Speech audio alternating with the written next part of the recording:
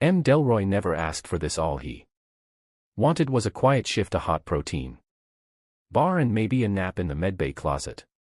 Instead he got royalty, slimy, unconscious, half-dressed royalty with antenna. She was wheeled in on a floating slab like a sci-fi Cleopatra, glowing with bioluminescent patches and something that looked suspiciously like edible oils spread across her collarbone vitals. Failing, the drone assistant chirped. Species Zerenthian Hiborn, do not touch. The cranial spines, do not mention her. Scent, do not use tools. Mac blinked. So how exactly am I supposed to help her?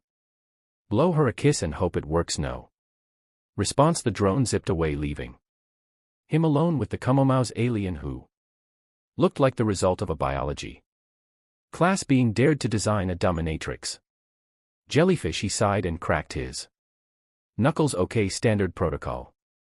Stabilize airway, check pulse, no tools. I guess I'm working old school. He knelt beside her and pressed 2 fingers against where her neck should be. No pulse. Maybe Zerenthians kept it in weirder places like their elbow folds. He didn't want to guess wrong and accidentally trigger a war. Her chest barely rose, glistening, quivering, almost like she was holding her breath, waiting. All right, don't die on me, I need this job, sort of. He gave 2 cautious breaths into her mouth. Her lips tasted like honey and static. Suddenly her body arched with a shudder that should have come with mood, lighting. Her claws clamped onto his chest. Mac yelped and reached for the defib paddles. Just one light tap to jump-start the system. He applied a quick jolt to the sternum and muttered, clear. Her back bowed in a full body curve. Her eyes snapped open, glowing violet. She gasped, grabbed his collar and whispered in a deep, sultry voice, you have awakened the core. You are now the life giver. What, the right of flesh? Renewal has begun. I just did CPR. You laid hands. You invoked the breath bond. You pulse me. I shocked you. She purred.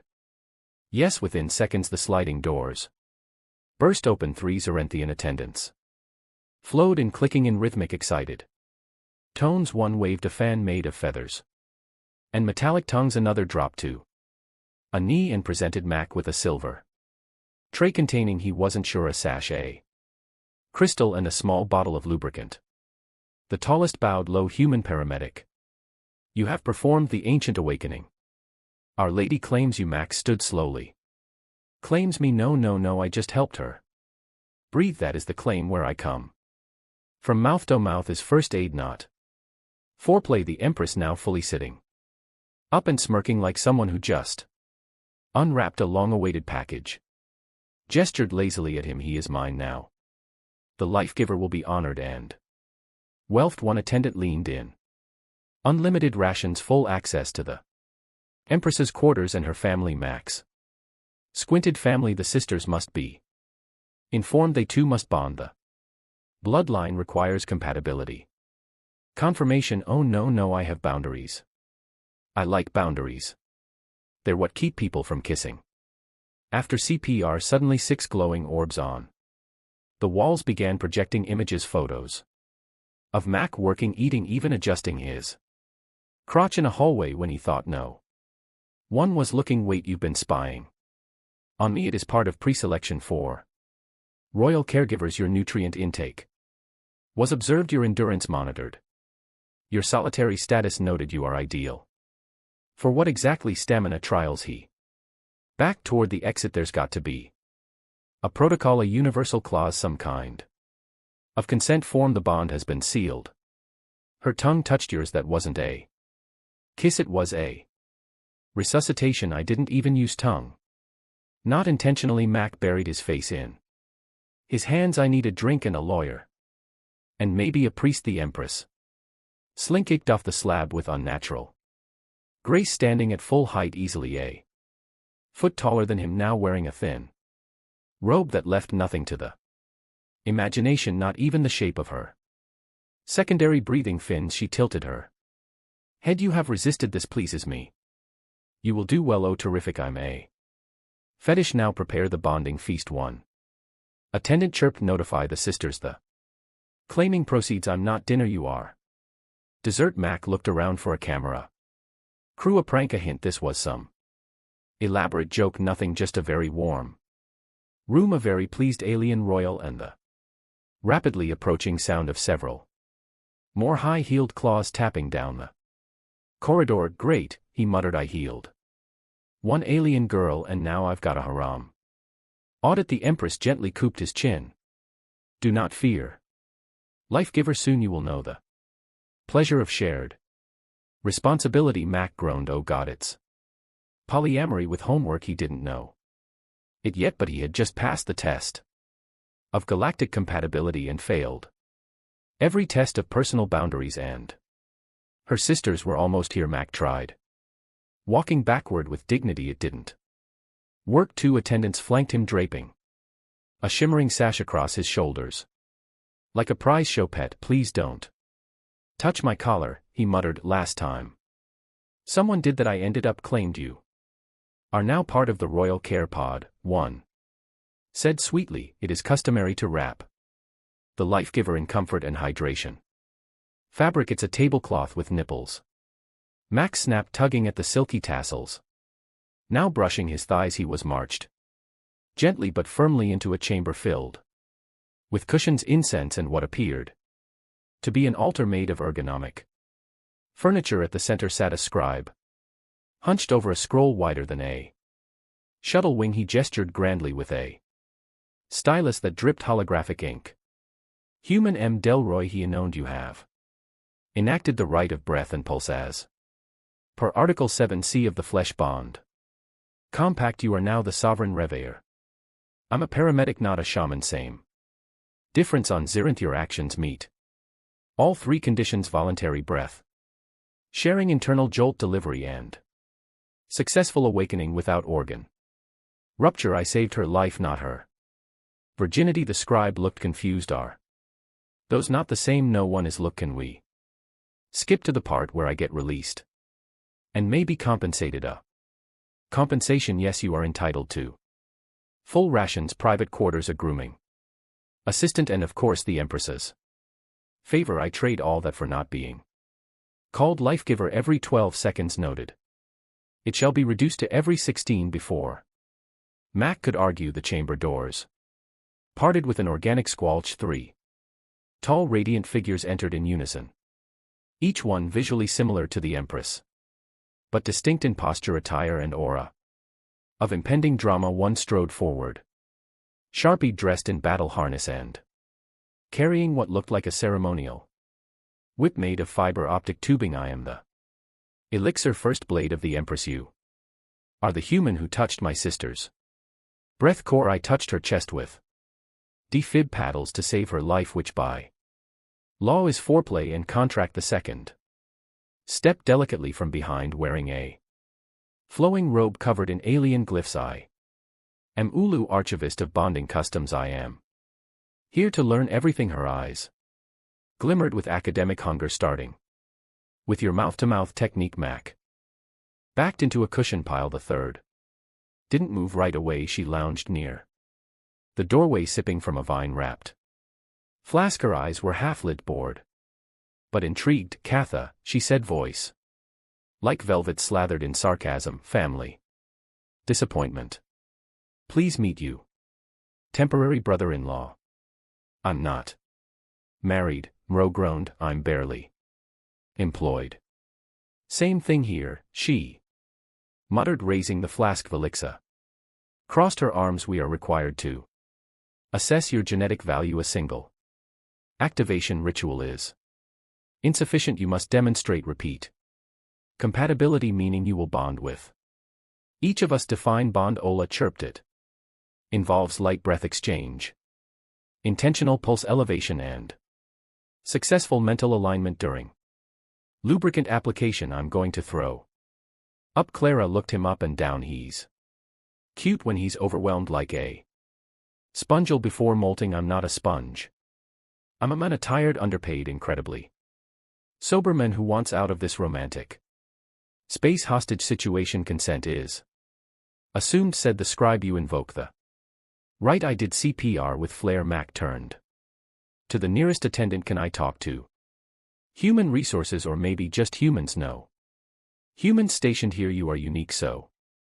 Rare, oh great, I'm the last shrimp at a buffet. The elixir took a step forward, brandishing her weapon. If you refuse ritual compliance, it will cause great dishonor, political instability, possibly war. You're threatening interstellar war over a bad kiss. It was sufficient, said the Empress, suddenly appearing in the doorway again, radiant and refreshed, now wearing what looked like armor made of sheer fabric and sparkles. But the bond must be validated. You must serve the others. I'm not a buffet item. Stop implying I'm edible. Ola tilted her head. Edible? No. The scribe cleared his throat. Should you refuse further ceremonial bonding, you will forfeit your rights to sustenance, access, lubrication privileges, and herm escort status. I never asked for her escort status. It was assigned. Clara raised a finger lazily. We can't just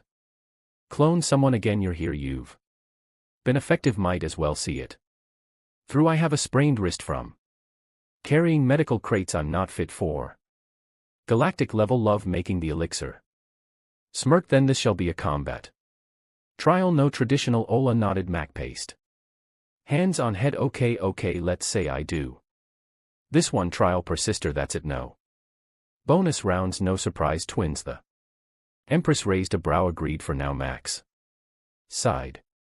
Fine, what's first? The elixir unrolled a scroll that gleamed with animated glyphs. The trial of heat and friction sounds like cardio, also fire. Nope. Ola raised a small device, or the alignment of breath and rhythm. I don't even dance. Clara blew a kiss. You'll figure it out. Max sank into the cushions. I saved one alien. Now I'm contractually obligated to do what? Cuddle 3 intergalactic gymnasts. Affirmative, said the scribe. This is why I hated group projects. The Empress extended a hand. Life giver, it is time to bond or burn. M looked at her hand, then at the three sisters waiting like judges in a reality show from hell. He groaned again, somewhere between panic and surrender. Fine, let's get this over with. But I want snacks. Lots of snacks. Granted. And a raise. Unlikely. He stood, robes swishing awkwardly behind him, and muttered, I heal one alien and now I'm starring in a galactic soap opera called The Young and the Breathless. Mac regretted everything. The snacks were stale, the pillows were too soft, and he was currently being massaged by 6 hands while a 4 Corinthian, apparently a cousin or some kind of bonding supervisor, observed with a data pad. This isn't healing, he grumbled. It is preparation. The cousin said, your muscle tension affects performance metrics. I don't have performance metrics. I got B+ in galactic CPR and once fixed a nosebleed with duct tape. Fertility index 74.2. Reflex response subpar. Verbal resistance delightfully high. Katha, now lounging upside down on a floating couch, twirled her flask. Don't worry, life giver. First time's always awkward, like falling into a gravity well with your pants down. The elixir was already doing stretches. With swords, trial of friction commences. In 30 cycles you will participate or be deemed limp. I am limp out of stress. Olu approached with a scanner. You are within the baseline of arousal potential. Would you like visual aids? No. The scanner beep. Denial of stimuli noted. Rarity value increased. Why does everything I say get turned into foreplay? You are among Zerenthians. The Empress purred. We bond through pressure and you radiate resistance. That's because I'm panicking. It's not pheromones, it's fear. Sweat. The cousin tapped her pad. Confirmed. Fear. Sweat is statistically the most arousing fluid among 6 noble houses. I want to go back to cleaning vomit off medbay floors that can be arranged after your nightly duties. I need a contract. You are the contract. The elixir stepped forward, rolling her shoulders like a prize fighter. You will now engage in the demonstration of resilience. I will attempt to provoke reaction. You must endure. I don't know what that means. It means she'll sit on your lap and shout War poetry until your heart rate spikes. Ola whispered, please just punch me, I can deal with that, no violence, the Empress said, just pressure controlled, consensual. Highly ritualized pressure, you people. Turn everything into a mating ceremony. What if I accidentally sneeze on someone? Does that make me a prince? Depends where the sneeze lands, Karna said, smirking. Great, I'm going to get space married. Because of seasonal allergies, the elixir crouched before him. Ready yourself, your body will be tested, your resolve will be nudged. Can I be disqualified only by fainting or climax? That's the worst list of options I've ever heard. The scribe, still lurking somewhere behind a silk curtain, called out, commence the trial. Velixa grabbed his wrists and yanked him up like a ragged doll. Her hands were warm, her gaze was locked. Mac gulped audibly. Begin, she said. There was dancing, sort of aggressive, uncomfortable closeness, punctuated by whispers of ancient victory chants and suggestive flexing. Mac felt like he was in a slow-motion bachelorette party run by warlords. You're very intense, he mumbled, trying to avoid eye contact with her. Abs eye channel battle through pelvis discipline. She declared, you will match me pretty sure. I just threw out my hip. The Empress clapped once, halfway complete. You show stamina, I show fear. Groaned Katha, held up a scorecard, 3 out of 5. Surprisingly durable. Velixa stepped back, panting lightly. He survives. I will not challenge his position in the harem. 4 now. Position wheezed. There are positions now. Each sister maintains a domain. Yours is now shared. I have a domain. It's technically a supply closet, Ellis said, handing him a small crystal. Here is your symbol of co-bonding. It glows when we need you like a pager, a sex pager. We call it the loom of readiness. I want a refund. Katha stretched. My turn, but I don't do rituals. We're skipping the choreography and going straight to sarcasm. Honestly, thank you. She walked up, leaned in close, sniffed and said, yep, smells like someone who's trying not to enjoy himself. I'm clinging to professionalism. Then you're about to lose your grip. Ulu appeared beside them now for the mental alignment trial. No more trials. Just some questions, please answer truthfully. Max sighed. Fine. Do you prefer dominance or diplomacy in courtship? I prefer lunch, not an option.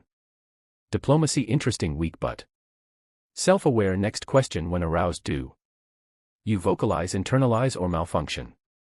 What Ola smiled. We're building a bonding profile. Max shook his head. I should have stayed in med school. At least there I only got screamed at by professors, not aroused by political figures. The Empress stepped forward. You have endured well. Your pulse remains steady, your mind mostly intact. I have a twitch. You've earned hydration, she said, holding out a cup. Max sniffed it suspiciously. This isn't another bonding lubricant, is it? It is citrus. He drank and spit it out. That citrus-flavored bonding lubricant. It's still citrus. Max staggered back toward the only chair in the room that didn't look like it had been used in a fertility play. Tomorrow, the Empress said, you will begin the trial of echoes. No echoes, no trials. I want a day off. We'll see. Max slumped. I swear I heal one alien and suddenly I'm the star of a biology-themed dating sim. Be honored, life giver. Few survive the first cycle. What happens if I fail? You'll be relieved of duties, but only after the Empress's 5th mood. What's the 5th mood? Ulu and Karna both whispered at the same time. Nesting. He groaned. Oh no, I don't even own sheets. You will soon. Mac awoke under a pile of shimmering robes, 2 glittery pillows, and what might have been a ceremonial tail wrap. His back ached. His throat was dry. His legs were still shaking from yesterday's alignment drills. Someone had drawn a heart on his chest in ointment. He sat up and knocked over a tray of rehydration cubes. I am no longer hydrated, he muttered. A chime sounded from the crystal on his wrist. The loom of readiness pulsed 3 times and then projected a hologram of Ola holding a scroll and biting her lower lip. In what Looked suspiciously like a research-induced blush. Good morning. Life giver, your final obligations begin. In 6 units please report for cognitive synchronization and nesting compatibility calibration. He nearly threw the crystal out the airlock. The door hissed open. Katha stood there, sipping from her ever-present flask, this time wearing an oversized medbay coat with nothing underneath except sarcasm. You snore, she said. I was unconscious. You're lucky I had to hear it. I'm a medical professional, not a sleep therapist or a husband. You're technically both now. Why does everything have a technicality attached? Because this empire runs on loopholes and body heat. He dragged himself upright. His uniform was gone, replaced by something the attendants called courtier. It looked like it had been stolen from a gladiator fashion show. The fabric clumb, the cutouts were generous, the neckline plunged like a stock market crash. You cannot be serious, he said, glaring at the outfit.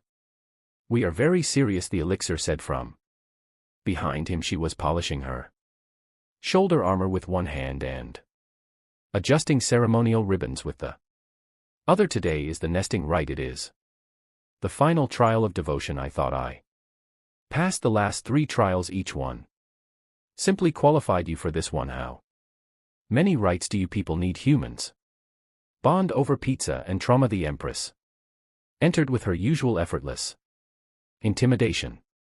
Today she carried a small orbit, glowed faintly and made a soft humming noise.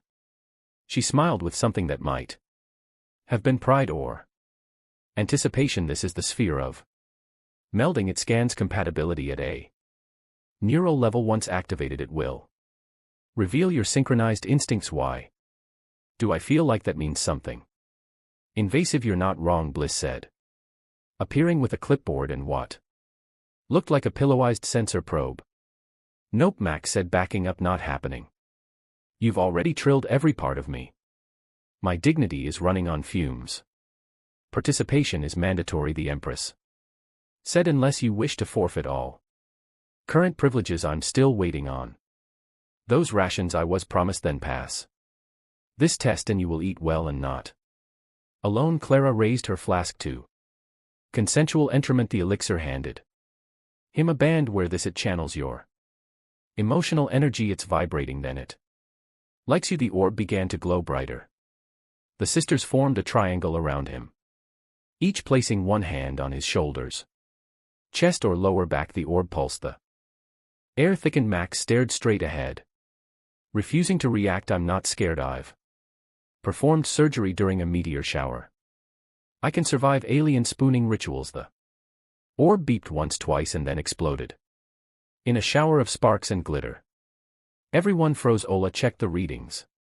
He exceeded the synchronization bandwidth. That's bad, right? Mac asked. No, the Empress said slowly, watching him like he just grown a second head. That's binding. Katha blinked. Wait, you mean the big bind? The old one. Velixa looked up sharply. The prophecy level bind. There's a prophecy. The Empress stepped closer. A healer who does not seek power, one who resists pleasure yet triggers awakening.